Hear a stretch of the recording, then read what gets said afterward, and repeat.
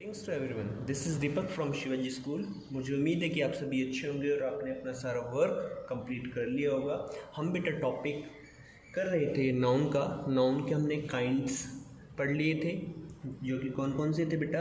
Proper noun, common noun, collective noun, abstract noun, material noun. इसके बाद बेटा हमने पढ़ा था नंबर मीन्स सिंगुलर और प्लूरल। भाई सिंगुलर फॉर्म को हम प्लूरल में कैसे चेंज करते हैं, इसके पर्टिकुलर रूल्स भी थे बेटा। उसके बाद हमने स्टडी की थी बेटा जेंडर की, कि जेंडर के काइंड्स कितने होते हैं, टाइप कितने होते हैं, सॉरी कितने टाइप्स के होते हैं बेटा? 4। फर्स्ट कौन सा था बेटा हमारा? मैस्कुलिन, सेकंड फेमिनिन, थर्ड था बेटा कॉमन और फोर्थ न्यूटर। आप सभी को पता है बेटा जो न्यूटर है बेटा वो नॉन लिविंग थिंग्स के लिए यूज़ होता है। कॉमन जिसमें कि अंडरस्टूड होता है कि या तो वो मेल हो सकता है या फिर फीमेल। एग्जाम्पल जैसे कि मैंने आपको वीडियो में दिए भी थे, जैसे कि टीचर, स्टूडेंट, ठीक है, पेरेंट, पेशेंट, ये आपके कॉमन नाउन्स हैं। आज हम बेटा पढ़ने वाले हैं आगे नाउन में, और सबसे मोस्ट इम्पोर्टेंट टॉपिक है इसमें हम यहाँ पे कह सकते हैं, जो कि है केस के बारे में हमें पता होना चाहिए। चलो सबसे पहले डेफिनेशन हम रीड आउट करते हैं। क्या लिखा हुआ बेटा? केस ऑफ अ नाउन और pronoun shows its relation with some other word in a sentence. कि बेटा जो केस होता है, किसी भी नाउन या प्रोनाउन का जो केस होता है बेटा, वो एक्सप्रेस करता है, शो करता है क्या? रिलेशन को शो करता है, संबंध को शो करता है या दर्शाता है। किसके साथ बेटा? किसी दूसरे वर्ड के साथ उसी सेंटेंस में। दूसरी डेफिनेशन देखते हैं बेटा। Case refers to how nouns and pronouns are used in relation to other word in a sentence. Case हमें बताता है कि किस तरह से कोई नाउन या प्रोनाउन किस रिलेशन में दूसरे वर्ड्स के साथ सेंटेंस में यूज़ होता है। जैसे कि एग्जांपल है बेटा मोहन्स सिस्टर, बॉयज स्लेट्स। अब जैसे कि बेटा यहाँ पे मोहन है और यहाँ पे सिस्टर, दो नाउन है, तो इसने बेटा रिलेशन दिखाया इस तरह से बॉयज स्लेट। अब देखते हैं बेटा जो केस जो होते हैं इंग्लिश में कितने होते हैं? 3 होते हैं वैसे तो इंपॉर्टेंट। चलो पढ़ते हैं हम। फर्स्ट है बेटा हमारा नॉमिनेटिव। स्पेलिंग देखना बेटा, NOMINATIVE, नॉमिनेटिव और सब्जेक्टिव केस। हमने सेंटेंस में बेटा सब्जेक्टिव केस के बारे में पढ़ा था, डेफिनेशन अगर याद हो तो। चलो कोई बात नहीं, एक बार देख लेते हैं। व्हेन अ नाउन और pronoun is used as the subject of a verb, it is said to be in the nominative subjective case. कि जब भी बेटा नाउन या प्रोनाउन किस तरह से यूज़ हो? सब्जेक्ट की तरह। किसका सब्जेक्ट? वर्ब का सब्जेक्ट। तो वो जो सब्जेक्ट होगा उसको हम बोलेंगे कौन सा केस बेटा? या तो नॉमिनेटिव या फिर सब्जेक्टिव केस। एग्जाम्पल देखो बेटा, Ram sent her a message. Ram ये हमारा क्या है बेटा? नाउन है। इसके लिए हमने प्रोनाउन यूज़ किया क्या? ही। तो ही सेंट हर अ मैसेज। यहाँ पर बेटा राम और ही दोनों कौन सी केसेस में बेटा? सब्जेक्टिव केस में या फिर नॉमिनेटिव केस में। सब्जेक्टिव और नॉमिनेटिव दोनों के दोनों हमारे केस सेम होते हैं बेटा। अब हम चलते हैं बेटा सेकंड केस पर, जो कि है हमारा ऑब्जेक्टिव केस। अब इसी का दूसरा नाम होता है बेटा एक्यूजेटिव केस। डेफिनेशन देख लेते हैं, थोड़ा पढ़ लेते हैं इसके एक्सप्लेनेशन के बारे में। क्या लिखा हुआ है बेटा? व्हेन अ नाउन और pronoun is used as the object of verb और प्रीपोजिशन। कि जब भी बेटा कोई नाउन या प्रोनाउन यूज़ किया जाता है किसकी तरह बेटा? ऑब्जेक्ट की तरह। मीन्स वो जो यूज्ड नाउन या प्रोनाउन है वो ऑब्जेक्ट का अगर फंक्शन करता है, किसका ऑब्जेक्ट? या तो वर्ब का हो या फिर किसी प्रीपोजिशन का हो, तो वो जो ऑब्जेक्टिव होगा बेटा, आई मीन जो नाउन होगा, उस नाउन को हम कौन से केस में कहेंगे? ऑब्जेक्टिव या फिर एक्यूजेटिव। जैसे हमारे सब्जेक्टिव और नॉमिनेटिव हैं, इसी तरह से हमारे ऑब्जेक्टिव और एक्यूजेटिव हैं। एग्जाम्पल देख लेते हैं बेटा। Ram gave him a pen. कि राम ने उसे एक पेन दिया। अब यहाँ पे बेटा जो ये पेन है ये कौन से केस में बेटा? ऑब्जेक्टिव केस में। आई होप आपको ये भी समझ में आ गया होगा। अब इसी के बाद हम देखो थोड़ा सा देख लेते हैं। यहाँ पर मैंने यहाँ पे लिखा हुआ है बेटा, व्हेन अ नाउन और pronoun is used as the indirect object of verb और preposition, it is said to be in dative case. कहने का मतलब क्या है? अभी देखो बेटा मैंने अभी थोड़ी देर पहले अभी आपको बताया कि अगर कोई भी नाउन या प्रोनाउन ऑब्जेक्ट की तरह यूज़ हो तो वो हमारा ऑब्जेक्टिव केस में होगा। बट ऑब्जेक्ट के भी बेटा 2 काइंड होते हैं। फर्स्ट हमारा होता है कौन सा बेटा? डायरेक्ट। सेकंड होता है कौन सा? इनडायरेक्ट। अब उसी के अंदर एक और नोट जो मैंने अभी पढ़ा है, व्हेन अ नाउन और pronoun is used as indirect object of verb और preposition, it is said to be in dative case. अब कहने का मतलब ये है बेटा जो डेटिव केस है वो तुम्हारा ऑब्जेक्टिव केस का ही एक पार्ट है। मीन्स कि जब भी आपका सेंटेंस में इनडायरेक्ट ऑब्जेक्ट यूज़ होगा तो जो इनडायरेक्ट ऑब्जेक्ट होगा बेटा उसका केस होगा डेटिव केस। अगर आप उसको ऑब्जेक्टिव केस भी कहते हैं तो वो भी गलत नहीं होगा। एग्जाम्पल देखो बेटा right hand side third line में, Ram gave him a pen. अब इसमें देखो बेटा दो ऑब्जेक्ट हैं। फर्स्ट जो हिम है बेटा हमारा वो इनडायरेक्ट ऑब्जेक्ट है और अ पेन वो हमारा डायरेक्ट ऑब्जेक्ट है। तो जो हिम है इनडायरेक्ट ऑब्जेक्ट वो हमारा डेटिव केस है, ध्यान रखना बेटा। अब थर्ड पर हम चलते हैं। थर्ड क्या है बेटा, पॉजेसिव या फिर generative case. When the form of a noun or pronoun is used to show possession or relation, it is said to be in possessive genitive case। कि जब भी बेटा कोई नाउन या प्रोनाउन पोजीशन या रिलेशन शो करने के लिए यूज़ किया जाए तो वो जो नाउन होगा वो हमारा कौन से केस में होगा, या तो पॉजेसिव में होगा या फिर जेनेटिव में होगा। एग्जाम्पल देखो बेटा, इट इज़ राम्स पेन। देखो बेटा यहाँ पे इट इज़ राम्स पेन कि यह है राम का पेन है। अब राम के साथ मैंने अपोस्ट्रोफेस लगाया तो ये हमारा कौन सा केस हुआ बेटा, पॉजेसिव केस। ध्यान रखना बेटा यहाँ पे राम के और पेन के बीच में राम का पोजीशन है बेटा, ध्यान रखना राम का क्या है, पोजीशन, अधिकार है पेन के ऊपर। अपने राइट हैंड साइड देखो बेटा, सी इज माई मदर। अब यहाँ पे माई ने भी क्या शो किया है, रिलेशन शो किया है। फोर्थ पर चलते हैं। फोर्थ हमारा कौन सा केस बेटा, वोकेटिव केस। एक बार देखो दोबारा, क्या स्पेलिंग है, VOCATIVE, vocative case. When a noun or pronoun is used to address a person directly, it is said to be in the vocative case। कि जब भी बेटा किसी नाउन या प्रोनाउन का यूज़ किया जाता है किसी पर्सन को डायरेक्टली बुलाने के लिए या फिर एड्रेस करने के लिए, संबोधन करने के लिए, तो वो जो नाउन होगा बेटा it is said to be in the vocative case. तो वो जो नाउन यूज होगा वो हमारा कौन से केस में होगा, वोकेटिव केस। एग्जाम्पल देख लेते हैं बेटा, जैसे कि मैंने लिखा हुआ बेटा यहाँ पर क्या, Ravi are you playing this evening. अब देखो बेटा मैंने यहाँ पे उस पर्सन को डायरेक्टली एड्रेस किया है तो रवि, यहाँ पे इसका केस हमारा कौन सा है, वोकेटिव केस है। ध्यान रखना कौन सा है बेटा, वोकेटिव।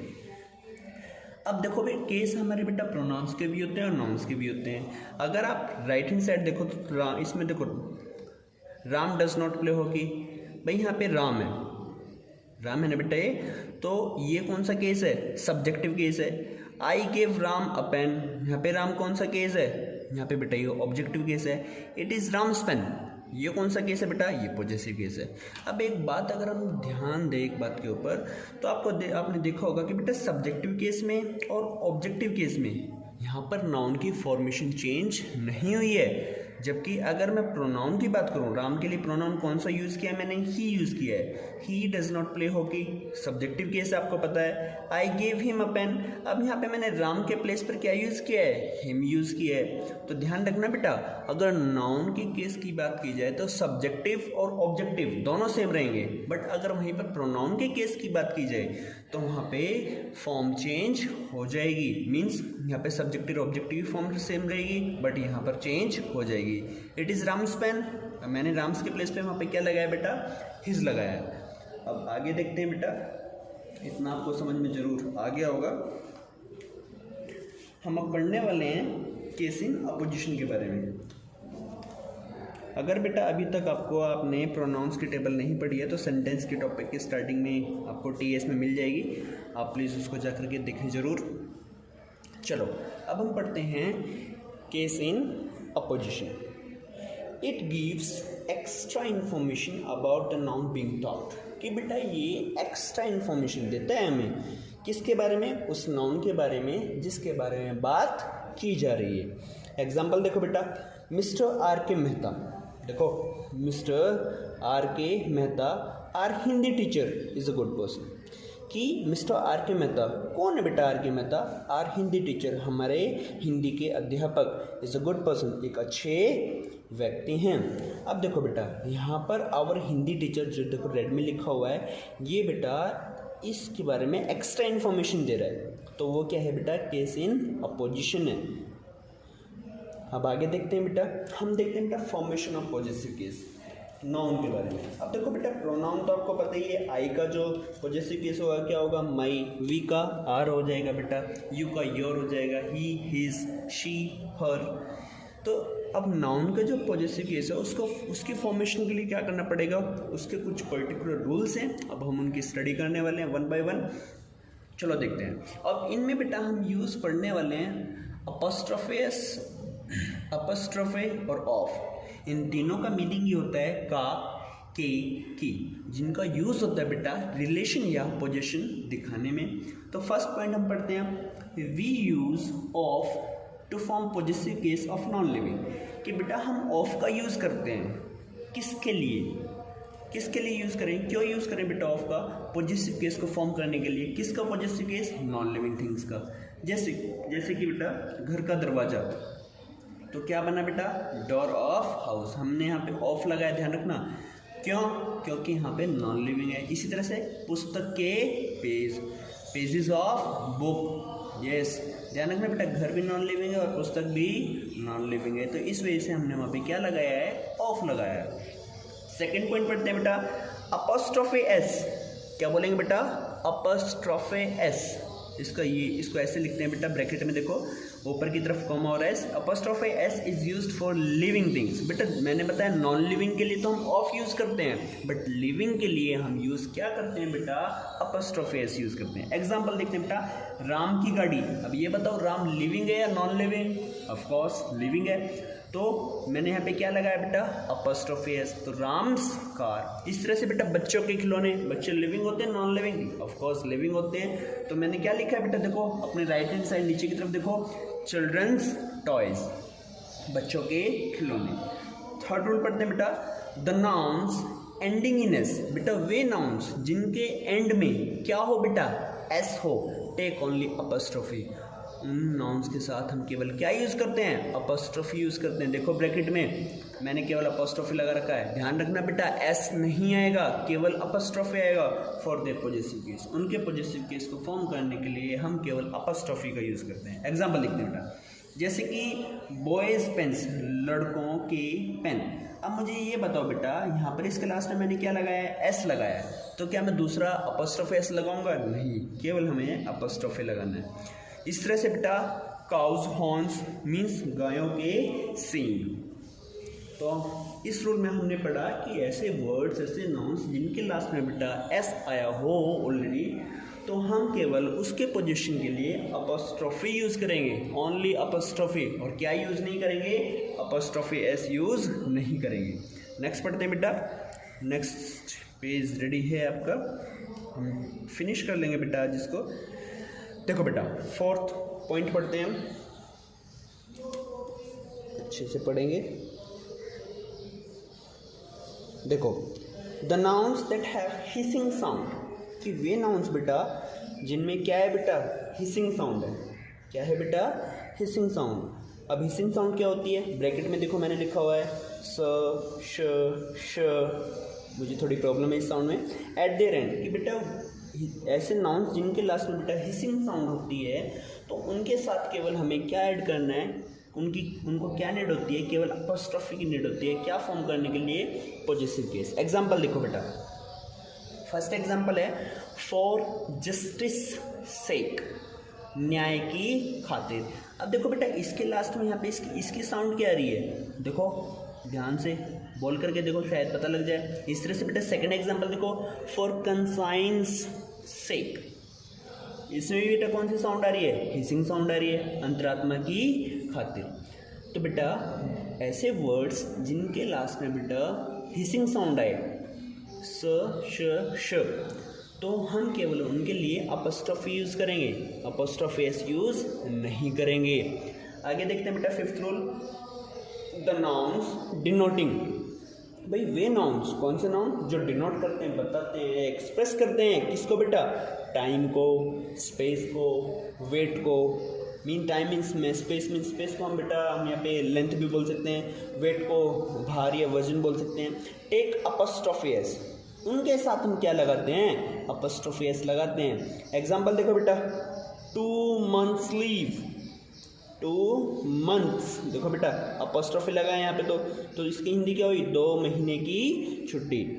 नेक्स्ट देखो बेटा इसमें अ पाउंड्स वेट, 1 पाउंड का वजन। यहाँ पे मैंने अपॉस्ट्रोफी एस लगाया, रीज़न क्योंकि वहाँ पे देखो ऑलरेडी एस लगा है, ठीक है, केवल इसलिए हमने यहाँ पे अपॉस्ट्रोफी यूज़ किया है। यहाँ पे एस नहीं था इस वजह से अपॉस्ट्रोफी एस यूज़ किया है। इसी तरह से 1 arm's डिस्टेंस की 1 हाथ की दूरी, तो मैंने वहाँ पे क्या लगाया है, अपॉस्ट्रोफी एस लगाया है। इस तरह से बेटा ए माइल्स लेंथ की 1 मील की दूरी, इसको भी हम यही बोलेंगे।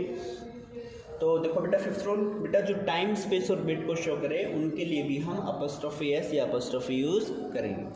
सिक्स्थ रूल देखते हैं बेटा, if non living things are personified, कि अगर नॉन लिविंग थिंग्स को पर्सोनिफाइड किया जाए, दे टेक अपॉस्ट्रोफी एस, तो उनके साथ भी हम क्या यूज़ करेंगे बेटा, अपॉस्ट्रोफी एस यूज़ करेंगे। अब हमें ये पता होना चाहिए बेटा पर्सोनिफाइड का मतलब क्या होता है। देखो बेटा जब भी हम नॉन लिविंग थिंग्स को लिविंग कंसिडर करते हैं और उनके साथ लिविंग जैसा बिहेवियर रखते हैं, तो वहाँ पर हम उनका पर्सोनिफिकेशन करते हैं। क्या करते हैं, पर्सोनिफिकेशन। जैसे कि एग्जांपल देखो बेटा, डेथ्स कॉल, मृत्यु की पुकार। अब देखो पुकार कौन सकता है, ह्यूमन बींग्स या मीन्स जो लिविंग्स होते हैं वही तो पुकार सकते हैं, बट वहाँ पे तो डेथ की बात हो रही है, मृत्यु वो तो नॉन लिविंग है और पुकार नहीं सकती। बट यहाँ पर हमने इसे एज अ लिविंग कंसिडर किया है, तो यहाँ पर हमने डेथ को पर्सोनिफाई किया है। इस वजह से हमने इसमें क्या ऐड किया बेटा, अपॉस्ट्रोफी एस। इस तरह से बेटा मर्सी से दया के लिए। सेवंथ रूल पढ़ते हैं बेटा, अपॉस्ट्रोफी एस, सिंबल देखो साइड में बेटा, ऊपर की तरफ कॉमा और फिर S, yes, is used for big animals, कि जो बड़े जो जानवर होते हैं बेटा उनके लिए हम अपॉस्ट्रोफी एस यूज करते हैं। जैसे कि देखो बेटा फर्स्ट एग्जांपल देखो, एलिफेंट्स ट्रंक मींस हाथी की सूंड। फिर इसी के नीचे देखो बेटा, बुल्स हॉर्न्स मींस बुल को बैल के सींग। लायन शेर मींस शेर का हिस्सा हम कह सकते हैं। डॉग्स टेल कुत्ते की पूंछ। ये हमने रीड आउट कर लिया है। एक बार नोट और देख लेते हैं, नीचे लिखा हुआ है बेटा, we use of for insects. अब देखो मैंने भी बताया जो बड़े जानवर होते हैं उनके लिए तो बेटा हम अपॉस्ट्रोफी एस यूज करते हैं, बट जो इंसेक्ट्स है कीट पतंगे बेटा उनके लिए हम अपॉस्ट्रोफी एस यूज नहीं करेंगे। क्या यूज करेंगे, ऑफ यूज करेंगे। We use of for insects. देखो बेटा एग्जांपल, विंग्स ऑफ बटरफ्लाई। अब बटरफ्लाई एक इंसेक्ट है, तो हम यहाँ पर बटरफ्लाई भी, मैं ये नहीं कहूँगा बेटा butterfly's wings, no that will be wrong. So we will have to say wings of butterfly. Right hand side देखो बेटा, sting of a bee. Sting of a bee, sting को हम बोलते हैं हिंदी में डंक। स्टिंग ऑफ अ बी, तो वहाँ पे बी क्या है बेटा, एक इंसेक्ट है। आई होप ये भी आपको समझ में आ गया होगा। अब नेक्स्ट एंड लास्ट पेज पर चलते हैं बेटा। देखो बेटा क्या लिखा हुआ है, फर्स्ट पढ़ते हैं बेटा, सॉरी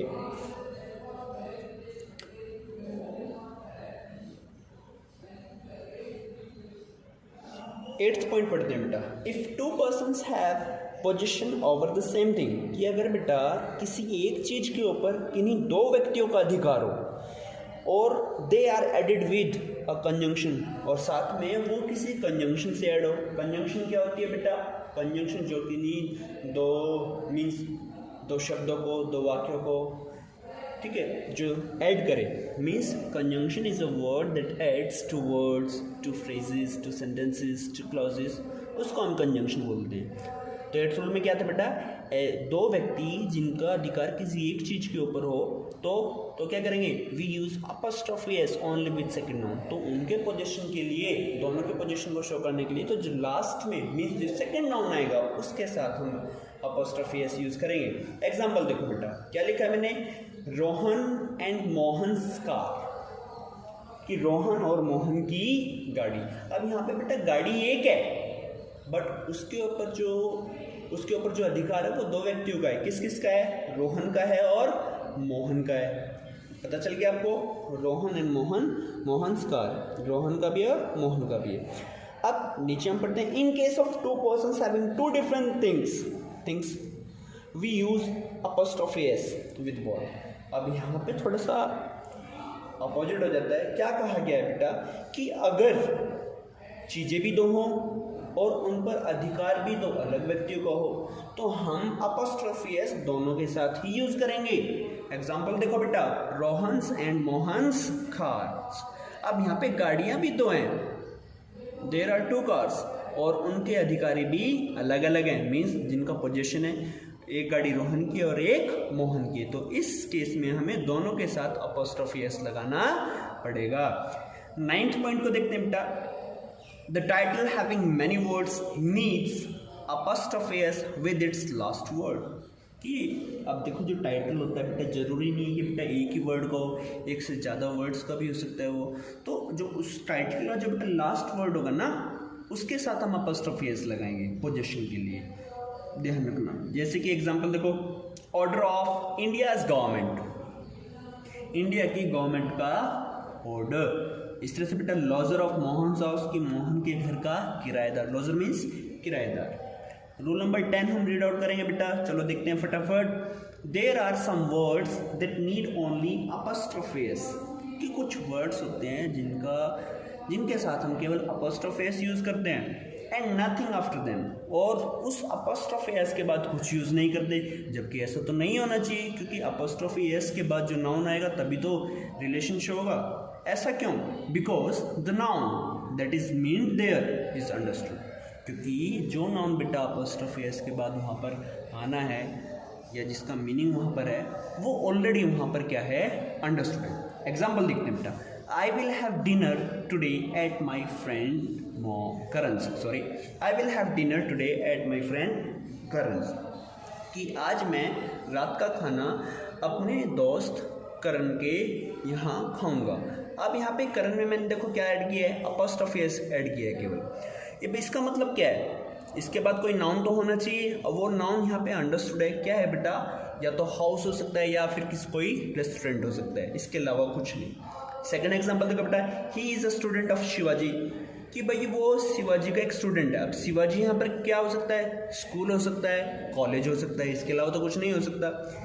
इस तरह से बेटा third example, I bought this pen from Mohan, कि भाई मैंने ये पेन मोहन के यहाँ से खरीदा, फिर से यहाँ पे अपॉस्ट्रोफी एस है, बट उसके बाद कोई नाउन नहीं है। क्यों? क्योंकि उसके बाद जो नाउन आना है बेटा वो ऑलरेडी अंडरस्टूड है, और वो क्या है बेटा, शॉर्ट। आई होप बेटा आपका जो ये टॉपिक है ये आपको अच्छे से समझ में आ गया होगा। मैंने यहाँ पे लिखा हुआ exercise from TS page number 113 and 114। ज़्यादा इन्फॉर्मेशन के लिए बेटा आप टीएस में इस पेज के आसपास ये एक्सरसाइजेज होंगी, उनको आप सॉल्व कर लेना। Thanks for watching, have a good day.